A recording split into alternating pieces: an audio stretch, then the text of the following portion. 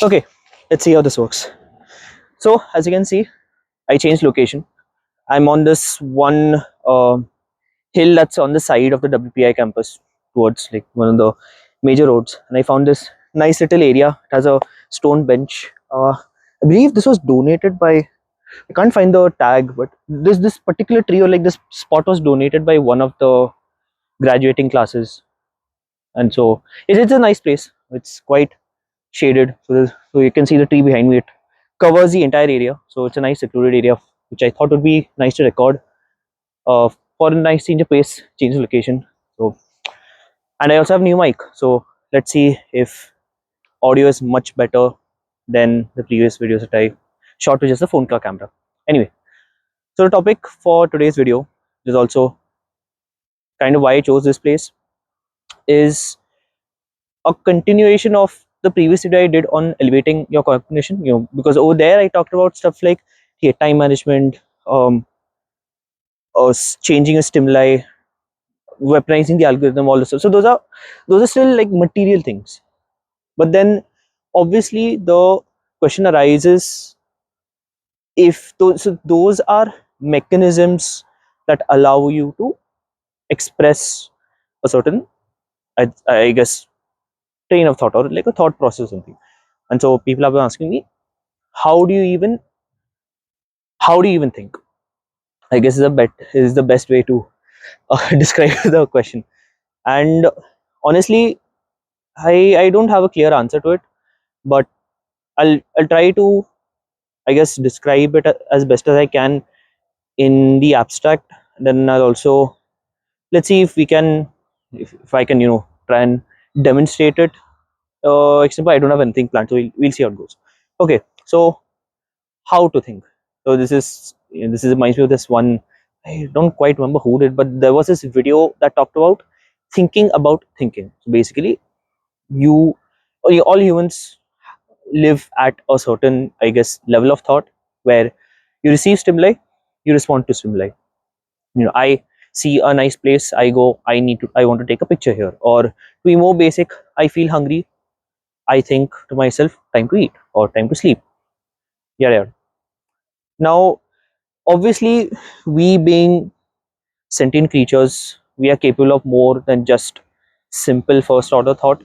And so, what constitutes things like second order thought or third order thought or वगैरह वगैरह.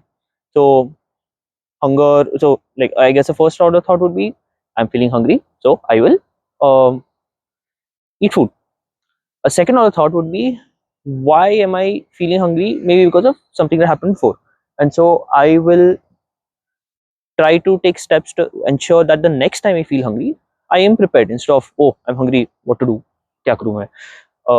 Third order thinking would be a step above that, where you're trying to think about this mechanism of you preparing for hunger and then taking steps to ensure that when you prepare for this process, it happens smoothly as well. And then there's like layers of abstraction above that. It's a very rudimentary, I'd say, construction of probably a more advanced theory, but I don't have the knowledge in my head right now. I can't remember off the top of my head right now, so you'll have to make it what this definition is. Okay? But now, obviously, I talk about first order, second order, third order thinking, but I'd say that for a lot of people, even if you may not realize it, but you all tend to exhibit higher forms of thinking, or more abstract forms of thinking whenever you want to think about stuff in general. Na? Ki, people go into depressive spirals and they start thinking about ki bhai kya karo yaar main zindagi ke sath, what am I doing with my life, I need to do something in my life, lekin kya karu, etc, etc, which was sort of what motivated the first video of, okay, fine, you want to change your life, right? So here's how you do it. So I give one way, I guess, at least the way that I follow, like one way to do it. But then obviously you need that intrinsic motivator, you need that, I guess, fire in you to even begin thinking of doing stuff like that. So that is a problem that I'll try to propose a solution to in this video. Just if I were to sum it up in a word, in one sentence, it's probably like I can't think of a better phrase than bro, touch grass.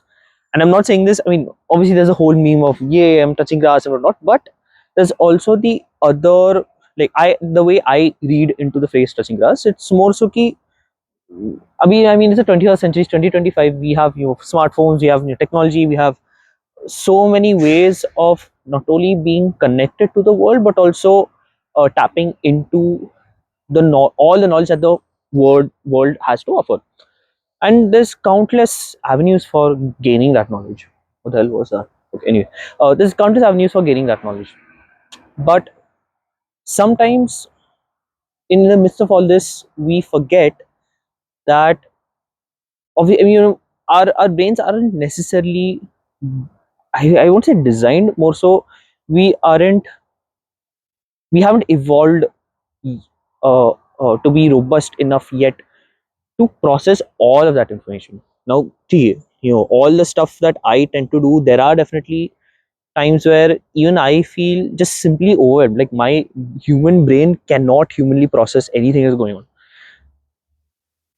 Now, is that a good thing? Is that a bad thing? I guess to me, I feel it's a good thing because I know, okay, fine, I've reached my limit. So I know like what my limit is when it comes to information overload or just cognitive overload. But some people might not know that, and I guess that's something that you should find out. Find out what your limits are. But aside from that, I think it's also bad because we don't get the time to sit with our thoughts. Just the why people like to reminisce or think back to the past, to back to their childhood, is aside from nostalgia.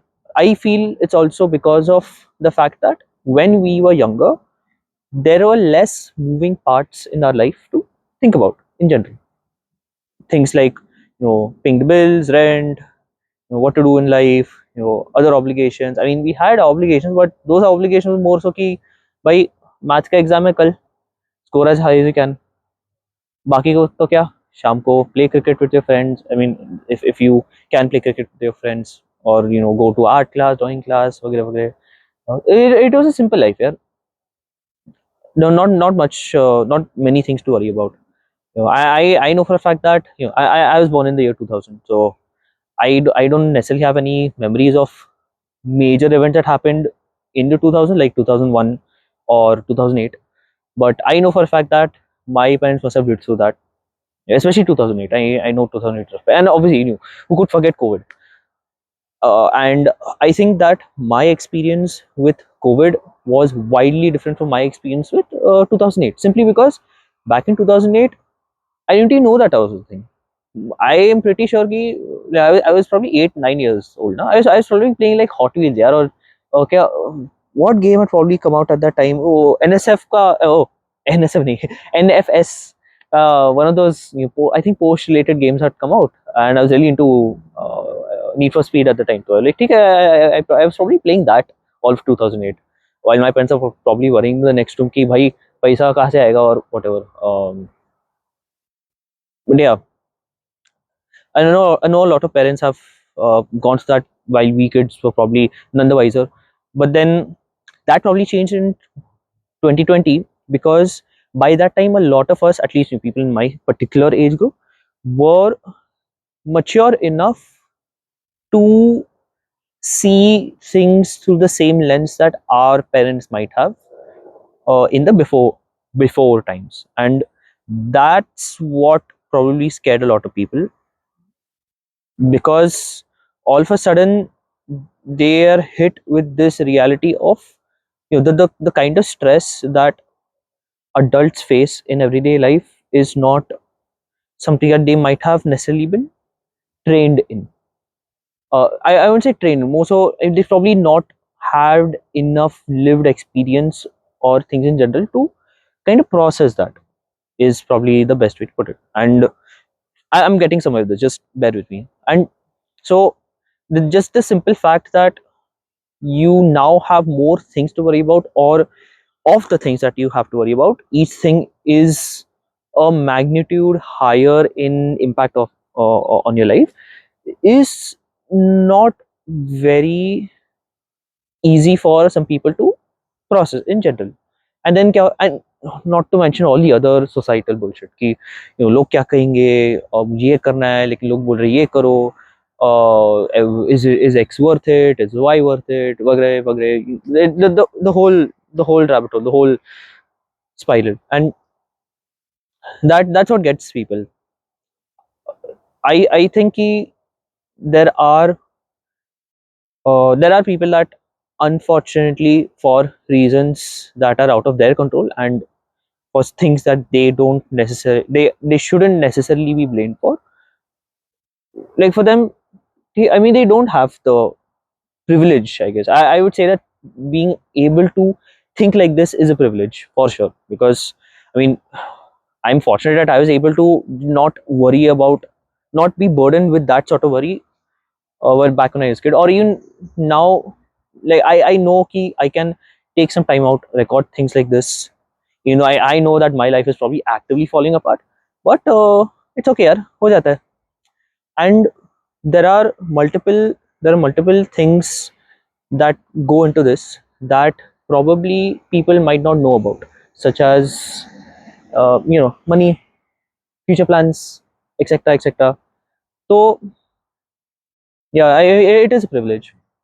Just having lesser moving parts in your life to worry about is probably one of the major foundations for being even allowed to think this way, is what I would like to preface this entire thing with. Now that we've kind of established the common page key, like you need to be in that sort of mind space where you can sit and basically just marinate in your thoughts for a while. Just turn your phone off, or like turn all distractions off. Just simply, just sit. You just look around. Yeah, I know, meditation, लोग बोलते रहे कि you should meditate, practice mindfulness, all that stuff. I think this is also a form of mindfulness, but it's a different form of mindfulness. While meditation and practicing mindfulness uh, in what do you say, prompts you to think deeper. I think the way I see things is, I mean, obviously you think deeper, but then it's not isolation the way you think of traditional meditation, where you close your eyes, you chant om or whatever, and then you meditate on something, like you just think about a single point or whatever. So that's like a traditional, I'd say, form of cognition, in like elevating a cognition, where you try to cut out all the distractions, all the or you try to cut out all external stimuli, and you focus on what is inside you. So that's one method. The second method is you could cut out what is inside you and focus solely on external stimuli, such as you know the the weather's cold. It's a little cold. It's what, like 60 something Fahrenheit. Yeah, it's 61 Fahrenheit, which in Celsius is around 15 degrees Celsius. So it's for the US, it's okay weather. I mean, obviously for India, it would have been ki bhai, wear jackets and stuff, but it's okay. So I wear a hoodie because I feel more comfortable wearing a hoodie than without wearing a hoodie. Although I can sit here without a hoodie, no pressure.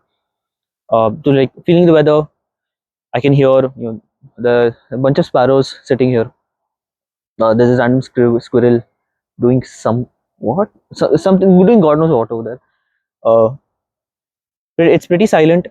Like a bunch of cars on the street, and so like this is what I'm referring to. Just I'm not necessarily thinking about anything right now. Although I'm pretty sure, the subconscious, being the subconscious, you will think of stuff. But just focus on what you're seeing, what you're feeling, what you're sitting on, how you feel. Are you feeling hungry? Are you tired?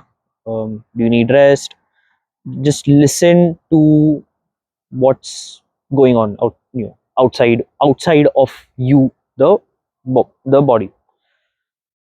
And then once that's done, then you can probably cut out uh, abstract yourself from that material, I guess, situation, and then focus more on, just allow your thoughts to wander. And I mean, it's a bit of an acquired skill. I wouldn't say that there's a particular method to doing this, but because everyone might have different ways of achieving this, internal external, I guess, switching or multitasking, or harmony, I guess, is a good way to describe it. But yeah, the core idea is the core idea is try to be in sync, or yeah, I won't even say harmony, because sometimes I feel you can kind of weaponize disharmony to different ends, but in sync is probably a good way to describe it. When I say in sync, it's when, this comes back to an idea that I like to talk about, which is the idea of certainty. Now, obviously, nothing is certain in life. Nothing is certain in life except death, is like a very popular adage. But I feel that that statement is in itself an expression of certainty. Like, you are certain that there's nothing certain in life except death. And even, when people are scared of the unknown. Obviously, we don't know what we don't know, and so we spend a lot of our time just trying to grapple with uncertainty. Sometimes I think it's here, things are uncertain.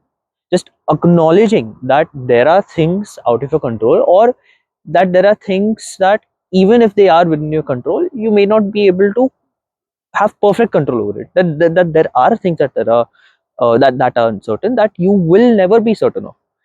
And acknowledging that is the first step to moving towards complete certainty in whatever you do, be it your thought process, be it the things that you do, the yeah, in general, yeah, like, life in general.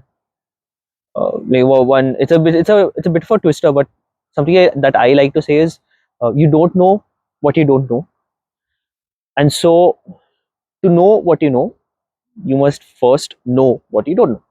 So, to elaborate, unpack that statement, you don't know what you don't know means you aren't, you may not be aware of, you may not have certainty of things that you probably don't even know they even exist. It's like, you don't know. It's like a flat earther probably not knowing that the earth is round, or like, you don't know, yeah, you don't necessarily know or are aware of, or probably have the comprehensive capabilities to even comprehend things that are outside the realm of comprehension. Like, we have no idea what the 5D looks like, no matter what approximation we can make, we don't know it, we don't know how that looks like that was a type of cheese. So, like, you don't know what you don't know. So then, how do you know what you know? The knowledge that I have, how do I know that, yes, this is as much as I can get? This is as much knowledge as I can gain around this particular field. Like, how do I know that I've reached the limit of knowledge? So that is where you know, or you find out what you don't know, and there is the clash between the certain and the uncertain, because you may know things, but you may not be certain that you know those things. Like, sure, I know the earth is round, but do I know the earth is round? Yeah, of course I know the earth is round, because I know that there are things that the earth is not. Like, I know the earth is not flat, I know the earth is not pyramid shaped, or disc shaped, or whatever. Like, it is a sphere. It is, I mean, for, if you want to be more specific, it's an elongated spheroid or whatever, but it's round, it's not flat. That I know. Do I know whether I'll be able to succeed in life? I don't know, but I do know that kuch na kuch to hoga. So again, there are. Do I know what I'll be doing today? Yeah, I know. I mean, I have a schedule. I have uh, things. Am I certain that these are the things that I will be doing today? No idea. God knows what's going to happen today. I might have my fixed schedule, but then something might come up that might force me to change it, and I need to be in that mind space कि ठीक है भाई, कुछ ना कुछ तो हो ही जाएगा. There do I will I ever know everything? Nah, no way, bro. I mean, obviously, I do make it an effort to try to be aware of as many things as I can, but I know that there are limits as a human that I will never be able to surpass. But the least I can do is try to do the best that I can. Will I regret any of the decisions that I have made? Maybe, maybe not. Good news, bad news, who knows?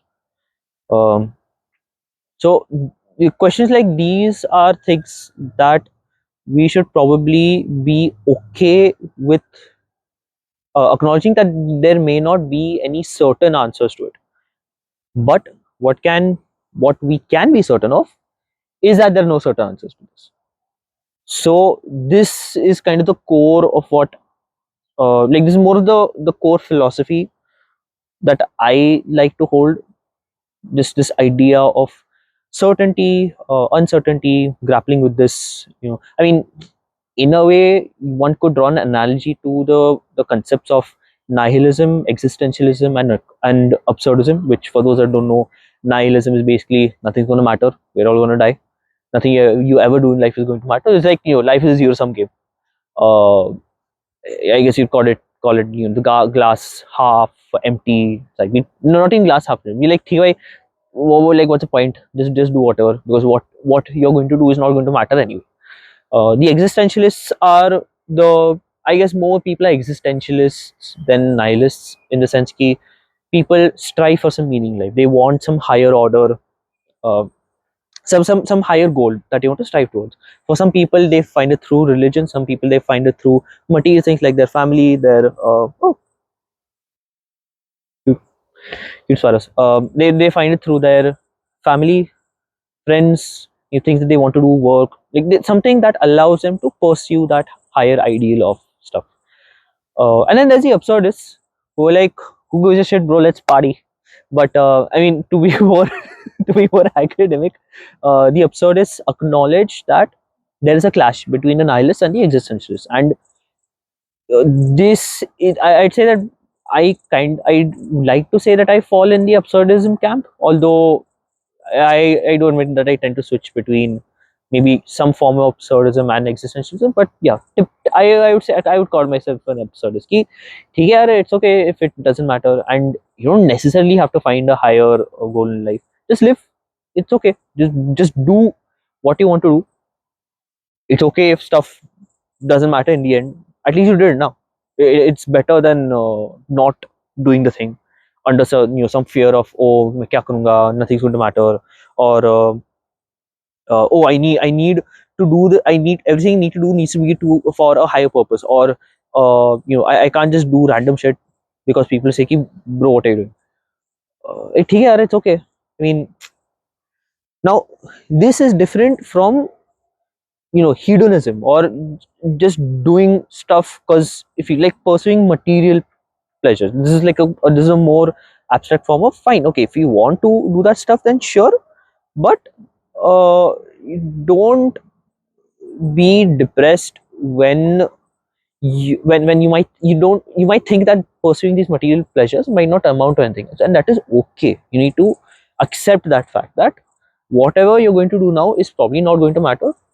But then again, you probably don't need to find a higher ideal to cope. I guess like a coping mechanism of life. You don't need anything like just live each thing as it comes. जो है चल रहा है ठीक है यार. It's a good life. चीजें चल रहे हैं. I have stuff that I want to do. I have stuff that I want to do in the future. Stuff that I'm doing now. People that I like, friends, family, co-workers. My own hobbies. This the stuff that I do. Obviously there are certain trade-offs that I have to make. This is in the time that I am recording this video, I probably could have done something else more quote unquote productive. But who even defines productive? Yeah, not some there's no economic scale that demarcates what is productive and what is not, because what counts as productive is different to each person. So you can't necessarily give an objective scale of oh you do this you will be successful, or you do this you won't be successful. Like It doesn't work that way. Why? If everyone worked by the same metric of success, we wouldn't have human civilization, because everyone would be the same. We wouldn't, like, the concept of, even like, the damn concept of mutation is breaking away from the existing mold through randomized occurrences, just so that that output is even slightly different from the norm. And that is how you get evolution, that is how you progress, as a gene, as a species. So instead of sticking to a strict script, we should promote different scripts, we should promote different lines of thinking, not just focusing on, okay, do not you don't need to focus on optimizing uh, your you don't need to optimize your life now. This is a good point that I would like to mention. You don't need to optimize your life now. A lot of what I do feels like I'm optimizing my life, but I would say it's more so just weaponizing different things to different ends. I don't necessarily need to do this in order to probably learn the things that I have learned, but I feel it's a good way for me to just organize everything. Someone might have a entirely different method of getting around to the same position that I am in right now, and that's okay. Everyone has different paths. That's a point that I'm trying to make. I made these videos saying ki, this is how you can change your train of thought, वगैरह वगैरह, but I am not expecting you to follow these things to a T. Ulta, I want you to critically analyze this and evaluate where, things that I'm doing wrong, things that I'm doing right.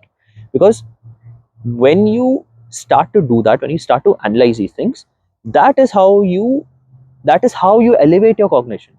When I talk about, thinking about thinking, and to give it a random example, it's, like, for example, let's take this bench I'm sitting on. It's a or actually, let's take the tree that's behind me.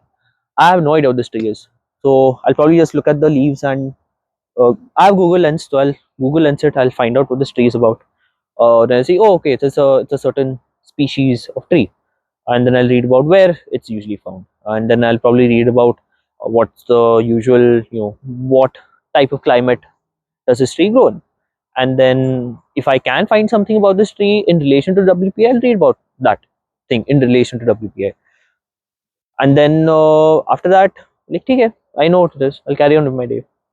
Maybe I probably might look at this, and so that is one random angle. Just pick a random thought, just follow the rabbit hole.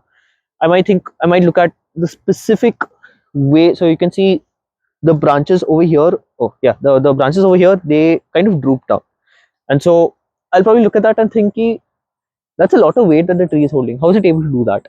And I'll probably look up how trees are able to bend so much and still stay upright, and then I'll read up on that, and then I'll probably just sit with it for a while and then think about how like things like this, things that we find in nature are probably things that we can replicate in robotics and in engineering, like different concepts, things that we have done, by the way. The kingfisher's beak is, like, this is an example that I think I remember quite clearly.